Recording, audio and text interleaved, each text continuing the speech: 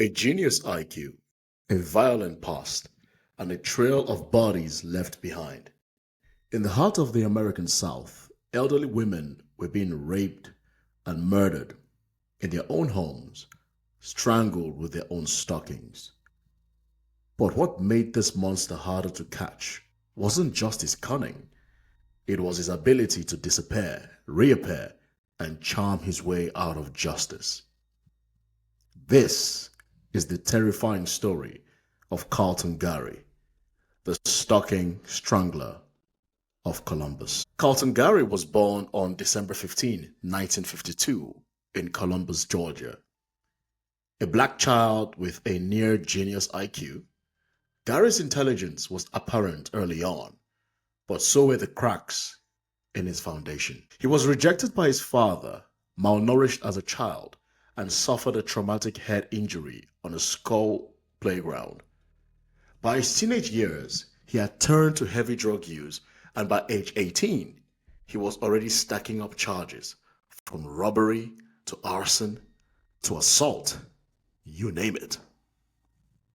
In 1970, Gary emerged in Albany, New York, right around the time a series of brutal attacks on elderly women began.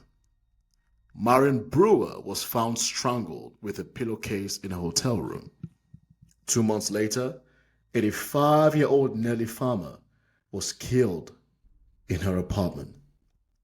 Gary was arrested as a suspect. He admitted being at the scene, but blamed another man, John Lee Williams, who was eventually convicted based on Gary's testimony. Years later, Gary would recant, and the conviction was overturned. While Gary avoided murder charges, he wasn't off the hook. He was sent to the prison for burglary and drug possession. Then, in 1977, Carlton Gary escaped from the Onondaga County Correctional Institution in New York.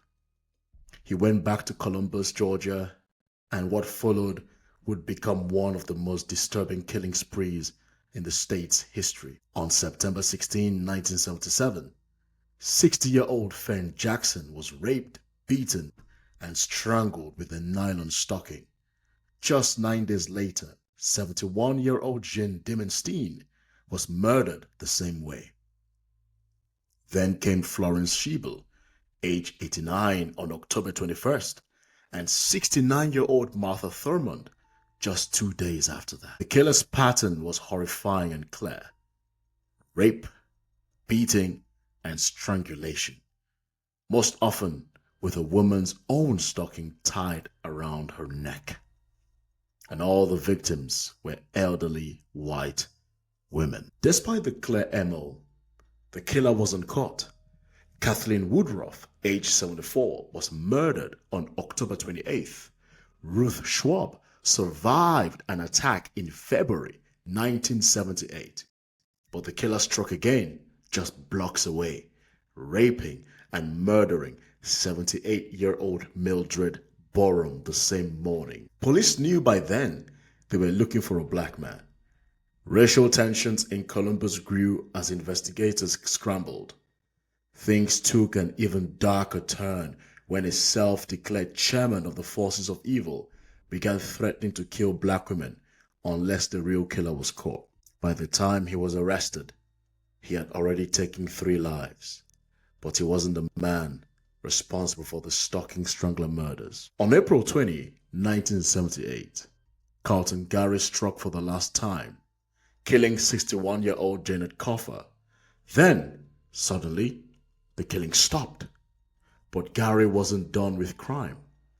A week later in South Carolina, a masked gunman dubbed the Steakhouse Bandit began robbing restaurants. Gary was arrested months later for those crimes, confessed, and was sentenced to 21 years. In 1983, he escaped again from a minimum security prison and disappeared for over a year. He was finally arrested on May 3rd, 1984, in a motel in Albany, Georgia.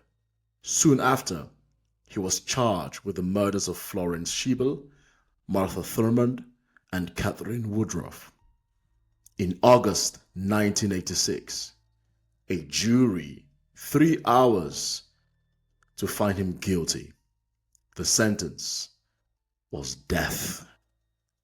Carlton Gary, the Stocking Strangler, was placed on death row in Georgia. Carlton Gary's story is one of chilling contradiction.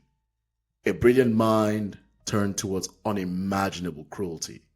His victims were elderly, vulnerable, and brutally violated in their last moments. And yet, for years, Gary escaped justice, slipping through the cracks of a system that couldn't see him for what he was until it was too late. He died as he lived, defiant, manipulative, and silent about the full extent of his crimes. But the women he murdered, they are not forgotten, and neither is the nightmare he left behind. Thank you for listening. This is Audio Man Dark Stories. Be safe and have a fantastic day. Cheers.